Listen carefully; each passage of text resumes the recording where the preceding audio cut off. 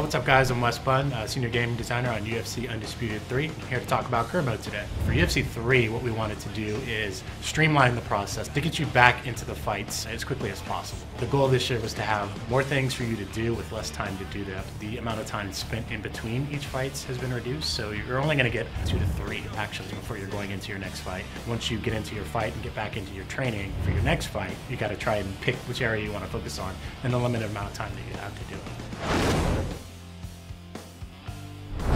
For UFC 3, we wanted to actually tie you more into the brand, into the world and culture of MMA. So all the cutscenes that we've had in the past, they're all gone. This year, we included tons of real-life footage with some of today's top UFC fighters. We call this feature the Career Live Movies feature. So when you're going through career mode and say, for example, you get your first professional win, after the fight, you'll get a short little video with some UFC fighters talking about what it was like when they got their first win, your first loss, your first title shot, the first time you were training.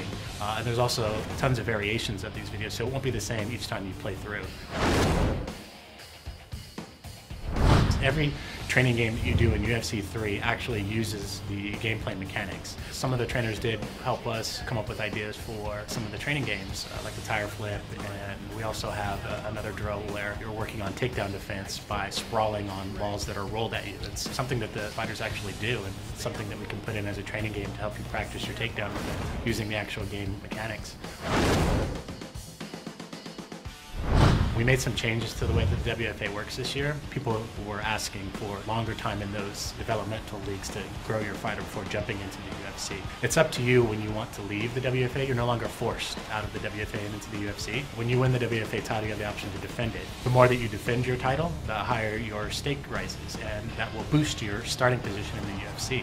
However, if you lose, the offers for the UFC will cease to come to you and you have to work your way back up. In UFC 3, the camp feature is really something I think fans will enjoy. There's 6 real-world camps that you train at this year. You'll actually go to their gym and train in those locations with those fighters to pick up moves. The moves that you learn at each camp this year are unique to each camp, so it makes the camps a little bit more special. Midway through your career, you have the opportunity to actually join and become a member of that camp. You'll get the logo. The trainer from that camp will actually become your trainer in the career mode, so you'll have Greg Jackson in your corner, something that we haven't done in the past. The actual progression of career mode itself is still the same. You'll start out on the Ultimate Fight nights and undercards of pay-per-views and things like that, trying to work your way up. Once you make it into the pay-per-view stage of your career, you'll start to get offers to actually go over to the Pride organization and compete in a Pride tournament. We didn't want it to be another organization so that you're choosing between spending your time in the UFC or Pride or WFA, so it's WFA, and then once you get to the UFC it branches into Pride or UFC,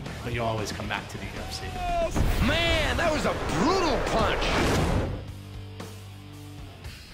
I think one of the big things that the fans are going to love about career mode this year is the ability to play career mode with an actual roster fighter. You can use any fighter on the roster that includes Pride fighters, so you can take any Pride fighter into a career and level up their stats and give them moves and rewrite history or make history the same as it was before with that fighter. It's up to you. And it's really cool because that fighter can also move up and down in weight as you're playing through the career. So you can take John Jones and move him up to heavyweight if you want. It's something the fans have been asking for, something that we wanted to do, and it's finally in UFC 3.